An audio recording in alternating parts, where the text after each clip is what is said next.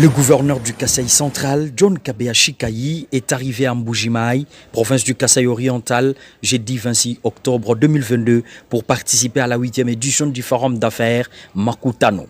Invité à prendre parole pour présenter les potentialités de sa province, vendredi 27 octobre, devant hommes d'affaires, entrepreneurs et politiques, le gouverneur John Kabea Chikayi a épaté les participants de la maîtrise de la cartographie de sa province avant de lister de projets phares pouvant booster le développement du Grand Kasaï à partir de la province du Kasaï central. Il a dans le jet questions-réponses expliqué que la route Kalambambouji et les barrages hydroélectriques de Katende sont parmi les projets sur lesquels la RDC peut compter pour le développement de la région du centre. Kasaï central qui est la clé du développement pour le Grand Kasaï.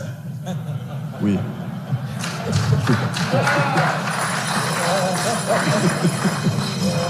Parce que ma province débouche sur la haute mer. À partir de la route de Kalambambouji, je pense que les grands Kasaï vont se développer sans problème. Et si vous prenez avec le port de l'Air Salam, pour les opérateurs économiques, pour amener du marchandise dans notre espace, il faut compter plus ou moins 6 à 7 mois. Quand vous instructionnez vos marchandises à partir de la haute mer, dans plus ou moins 1 mois, vous avez des marchandises dans tous les grands Kasaï. Le chef de l'exécutif provincial du Kasaï central a été applaudi par le participant pour son sens élevé de la maîtrise des questions liées au climat des affaires de sa province dont il a fait montre avant que le chef de l'État Félix-Antoine Tshisekedi Tshilombo arrive pour clôturer ce forum en présence de plusieurs autorités du pays. Dans notre espace, il faut compter plus ou moins 6 à 7 mois. Mais quand vous instructionnez vos marchandises à partir de la haute mer, dans plus ou moins 1 mois, vous avez des marchandises dans tous les grands Kasaï. C'est-à-dire que la route de Kalambambouji est vraiment très prioritaire pour notre espace Grand Kasaï.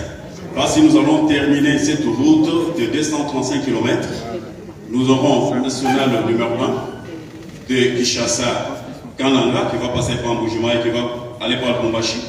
C'est-à-dire, ça passe par Kananga et des marchandises qui quittent par l'Angola, passer par Kalambambouji. Et quand ça arrive au niveau de Kananga, ça sera la clé de répartition pour d'autres provinces. C'est-à-dire ça peut aller à Lusambo, ça peut aller à Lomami, ça peut aller à Mbujimaï. Même une grande partie aussi à Kisangani et à Maniema. Parce qu'il y a une route qui quitte Kananga, centre Lusambo, ça va à Kisangani, et une autre route, ça va monter à Maniema. C'est pour vous dire que Kananga est au centre de toutes les autres provinces. C'est vous qui avez ouvert la porte. Moi, je n'étais pas sur cette question, donc je vais rester là-dessus. Si je dois réfléchir avec vous et que vous nous étaliez les axes de votre plan de développement provincial, quels sont les grands axes?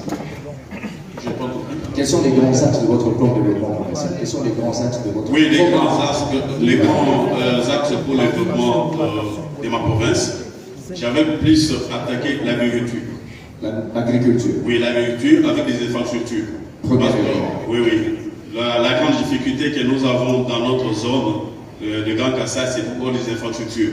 Si on met des infrastructures sur une bonne piste, les restes des provinces vont se développer sans problème. Premier axe, c'est agriculture. Deuxième axe. J'ai parlé des infrastructures. Troisième axe. Oui, c'est la santé. Quatrième axe. C'est l'éducation et la violence faite à la femme. Quelle est l'allocation budgétaire que vous faites sur ces 5 axes? La priorité, c'est l'agriculture. Il faut que les gens mangent. Okay. Parce que notre espace, si quelqu'un ne mange pas,